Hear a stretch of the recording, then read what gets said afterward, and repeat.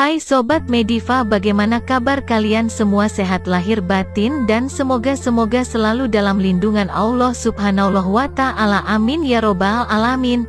Ciri-ciri merpati yang sudah berumur. Untuk merpati yang sudah berumur, bagi para senior merpati itu sangat mudah mengetahui ciri-cirinya. Dan kali ini bagi sobat yang belum tahu cirinya, jangan khawatir karena admin akan membagikan ciri-ciri merpati yang sudah berumur. Untuk itu saya akan mengurai beberapa poin yang mungkin bisa untuk dimanfaatkan sebagai tolak ukur dalam memilih serta membandingkannya antara merpati yang berumur dan yang masih muda.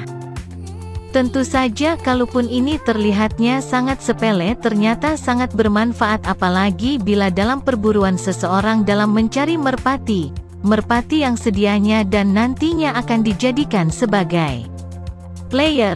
Syukur-syukur bisa menemukan player yang bagus, apalagi masih muda tentunya. Dikarena tidak mungkin sobat mencari merpati untuk dijadikan player sedang kondisinya merpati tersebut sudah berumur, maka semua itu akan terasa sia-sia.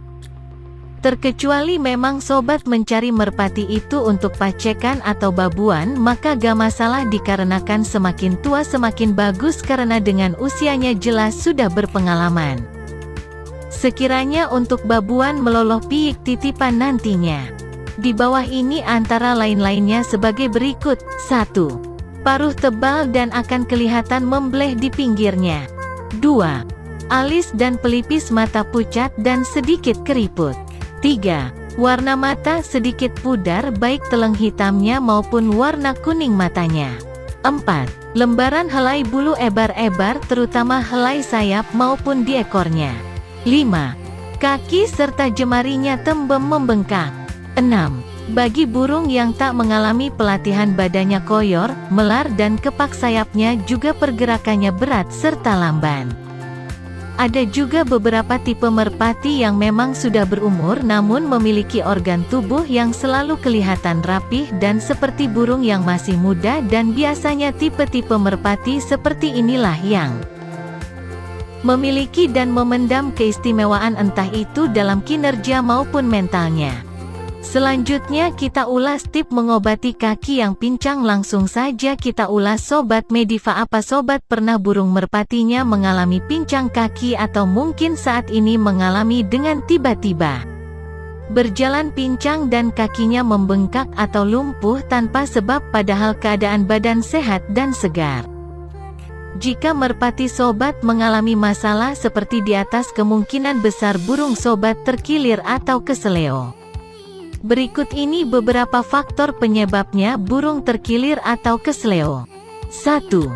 Jatuh atau turun yang tak terkontrol. 2. Atau bisa juga menabrak sangkar karena berkelahi dengan burung lainnya. Burung merpati yang sering terkilir, keseleo adalah pergelangan kaki, jemari, atau lengkungan telapak kaki dan sayap. Biasanya burung yang terkilir langsung diikuti terjadinya pembengkakan dan kulit berwarna gelap karena adanya perdarahan sehingga burung sulit menggerakkan bagian tubuh dan bergerak akan tidak stabil. Jika sendi burung Anda tidak bisa berfungsi, kemungkinan terjadi keretakan. Bila kerusakan ligamen yang serius atau dengan terlihatnya burung merasa kesakitan yang sangat serius yang terlihat susah menggerakkan sendi, maka harus segera cepat diatasi agar tidak fatal atau bertambah parah. Luka yang terkilir ada beberapa kelompok, sesuai dari tingkat keparahan, yaitu keseleo atau terkilir ringan, terjadi hanya pada peregangan dan memar pada otot atau ligamen. Biasanya pada jenis ini terkadang burung tidak merasa kesakitan. Keseleo atau terkilir sedang, dengan adanya robekan pada ligamen. Robekan bisa saja terjadi robekan kecil bisa juga besar. Diperlakukan burung akan malas berjalan karena rasa nyeri, bengkak, dan juga memar yang terjadi lebih berat daripada jenis yang pertama. Keseleo atau terkilir berat, sendi tidak lagi stabil atau ligamen putus sehingga tidak stabil. Biasanya ada perdarahan di sekitar robekannya, yang tampak akan menjadi memar hebat. Kesleo sedang atau terkilir berat dapat disertai pergeseran tulang, tapi tidak semua dengan demikian. Cara menangani burung terkilir. 1. Bagian yang terkilir kompres dengan air es, lalu keringkan dengan tisu. 2. Jika memungkinkan untuk diperban di bagian yang kesleo atau terkilir, lakukan pemerbanan di bagian yang terkilir dengan sedikit sereh, dilapisi kapas secukupnya lalu diisolasi melingkar. 3. Jika tidak memungkinkan untuk diperban, oleskan minyak tawon pengurang rasa nyeri sekaligus anti peradangan ke bagian yang terkilir.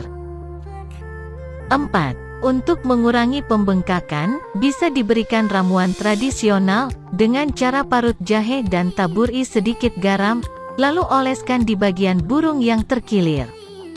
Lakukanlah 2 kali sehari untuk pagi dan sore, atau tumbuk sedikit sereh dan sedikit air lalu balurkan atau oleskan ramuan ini ke bagian yang terkilir.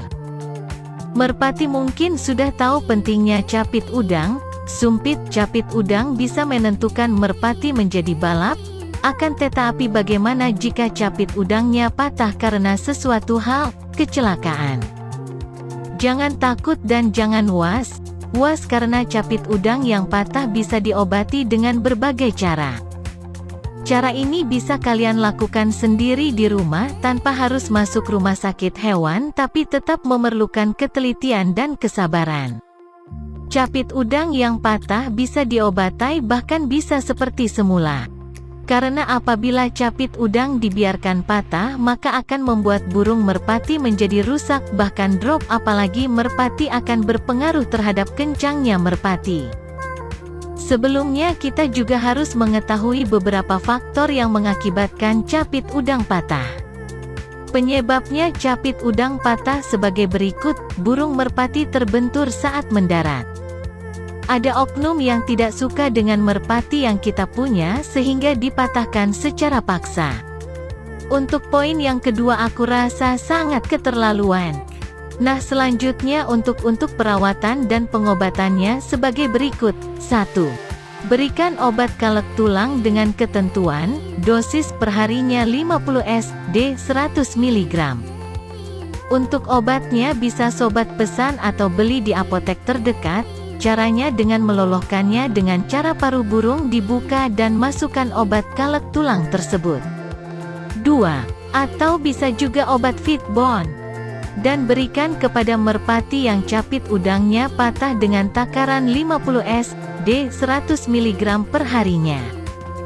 Biasanya dengan pengobatan ini capit udang akan sembuh dalam waktu kurang lebih 10 hari. Untuk pemberiannya sama dengan cara membuka paruh merpati lalu masukkan obat Fitbone tersebut. 3. Dengan cara tradisional, yaitu mandikan merpati dengan air hangat yang sudah dicampur dengan daun sereh setiap harinya. 4. Beli lilin dari warung, tapi lilin asli dibikin sebesar biji jagung dan diberikan 3 kali dalam 1 minggu. Ingat, dibikin sebesar biji jagung, jangan dibiarkan apa adanya. 5. Cara terakhir ini bisa memakan waktu yang lumayan lama, sekitar 3 SD 6 minggu tergantung nutrisi yang masuk, terutama kalsium, dengan cara merpati dibiarkan mengumbar dan bertelur, terus mengerami dan meloloh, serta jangan menyimpan merpati di dalam kandang. Itulah kesembuhan capit udang pada merpati, tergantung pada seberapa parah luka yang dialaminya, sekitar 10 SD 60 hari, 2 bulan. Tapi kalau asupan nutrisi dan kalsiumnya cukup, maka kesembuhannya juga akan berjalan dengan cepat, dan jika diberikan obat jangan sampai dilebihi karena bisa mengakibatkan merpati overdosis.